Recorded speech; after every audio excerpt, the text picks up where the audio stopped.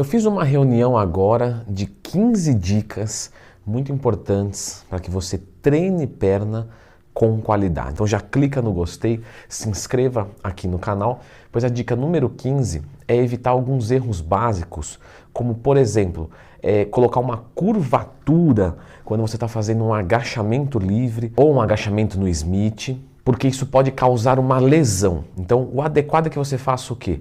Estufa o peito e empina o bumbum. É isso que você deve fazer para que você tenha uma postura correta no agachamento livre. Se você ficar curvado assim, não é interessante, isso pode causar problema de lombar. Uma outra coisa também que vocês devem tomar cuidado é se vocês forem fazer, por exemplo, leg press e tá tirando muito o calcanhar da plataforma. O adequado é que ele fique colado o tempo inteiro. Então tenta fazer força com o calcanhar na hora de empurrar a plataforma. Dica número 14, respiração. Eu vejo muita gente tendo, por exemplo, dor de cabeça, tontura, enjoo durante um treino de perna e se vangloriza. Não, porque treinei pesado pra caramba.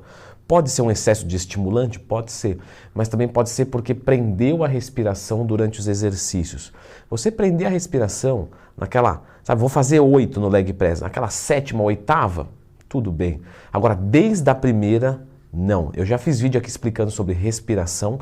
Lembra sempre de procurar, Leandro Twin, mais tema. Dica número 13, pergunta frequente dos meus alunos. Não consigo fazer um agachamento livre porque tem um problema na lombar. Então eu estou usando um maquinário. Não vou hipertrofiar nunca? Pessoal, para com esse preconceito com máquinas, tá? As máquinas, as barras guiadas, elas são tão boas quanto a barra livre. A diferença é que cada uma vai partir de um pressuposto. Então no exercício livre você recruta mais fibras, você tem que controlar um pouquinho mais, beleza. Mas numa máquina você consegue isolar mais o movimento, isso te dá mais conforto, você consegue trabalhar com uma carga muito maior, ótimo, os dois são bem-vindos. Então nós precisamos dos dois. Se você não consegue fazer um dos dois, você vai hipertrofiar, fica tranquilo. Dica número 12, eu vejo que as pessoas pensam muito em progressão de carga. Legal, para você progredir uma carga, se aumentar o peso, é uma coisa que é natural do exercício intenso. Então, ao longo do tempo, você vai ficando cada vez mais forte, mesmo que você não treine para força. Porque o treinamento de hipertrofia não visa força, mas ele ganha força. Da mesma maneira que se você treinar força, você vai ganhar mais força. E hipertrofia também, só que em segundo plano. Então, não fique preocupado em todo treino estar adicionando carga. Isso é desnecessário. Isso vai te levar a uma lesão. Portanto, busque aumentar a carga quando você sentir que dá. E não tem problema nenhum regredir a carga. Na semana passada eu peguei 100 quilos no agachamento. Essa semana eu peguei 90. Por quê? Porque eu não dormi tão bem. Então eu tenho que respeitar o limite de cada dia. Dica número 11. Se você não tem um excelente conhecimento, não separe o treinamento de coxa entre posterior, anterior, adutor, glúteos. Faz tudo no mesmo dia. Não inventa, faz o básico. Separar o treino, isso é algo normalmente avançado. Normalmente para quem tem conhecimento e precisa melhorar um músculo fraco que está muito diferente. Vai para um posterior muito diferente. Agora sim, dica número 10. Tenha dias específicos para membros inferiores. Quem tem dificuldade para ganhar membro inferior, vou fazer peito, ombro e quadríceps e dorsal, bíceps e posterior de coxa. Não. Pega um dia só para treinar a coxa, tá? De forma exclusiva. O treino ABC2X, normalmente o pessoal faz o quê? Peito e tríceps, costas e bíceps, ombro e perna. Normalmente, se você quer dar um foco, seria muito mais interessante você pensar em peito, ombro e tríceps, costas, bíceps, trapézio e talvez antebraço, se for necessário, e um dia exclusivo para membros inferiores. Número 9. O tempo de descanso entre as séries e os exercícios em treinamento de membros inferiores deve ser um pouquinho maior. Ou seja, se no peitoral 30 segundos, 60 segundos para você fazer um supino, um pec deck, parece muito bom, para um treinamento de membros inferiores pode dar um pouco mais, porque o cardiorrespiratório sofre muito. Então você trabalhar com 1 minuto, 2 minutos, até 3 minutos, dependendo do seu condicionamento cardiorrespiratório, é aceitável. Número 8, faça movimentos completos. Claro, se você tem uma limitação motora por uma lesão, tudo bem, mas se você não tem uma limitação, faça movimentos completos. Número 7, intensidade no treino. Poxa, eu tenho que citar isso porque é muito importante. Aí você fala, pô, treina até a falha. Não, Leandrão, tranquilo, isso aí eu já sei já. Sim, mas aí você treina até a falha no peito, no ombro, no tríceps. Quando é nos membros inferiores, que realmente é desgastante, que é o dia que você vai mais sofrer na academia, você pode ter certeza disso, o cara para 2 antes, 3 antes, não faz técnica avançada. Então no peito ele faz a resting pause, bisete. Na perna, não, tudo 3 de 15. Pessoal, vamos caprichar. A gente tem que tratar os membros inferiores igual nós tratamos os superiores. Dica número 6. Muda a distância dos pés. Faz um agachamento mais aberto, mais fechado. Faz um leg press mais aberto, mais fechado. Isso não vai mudar as fibras que você está recrutando de forma significativa e pode aumentar o risco de lesão de quadril. Então, o adequado é que você faça um agachamento mais ou menos com a largura dos seus ombros e o leg press a mesma coisa. Se você abrir um pouco mais e isso te tornar uma amplitude de movimento maior, por exemplo, uma pessoa que está mais gordinha, se ela for fazer muito fechadinho, de repente o quadríceps dela bate na barriga, isso limita o movimento. Então, ela abrir um pouquinho, tudo bem.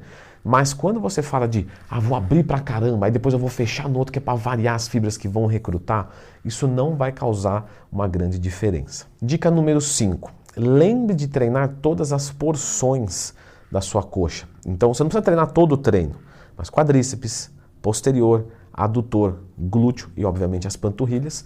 Você deve ter exercícios na sua rotina para cada uma dessas regiões, pelo menos. Tá? Pode ser até mais específico, mas pelo menos. Novamente, você não precisa ter todo o treino. Todo o tempo precisa treinar tudo? Não. Porque se eu fizer um agachamento, eu vou trabalhar tudo já, com exceção de panturrilha.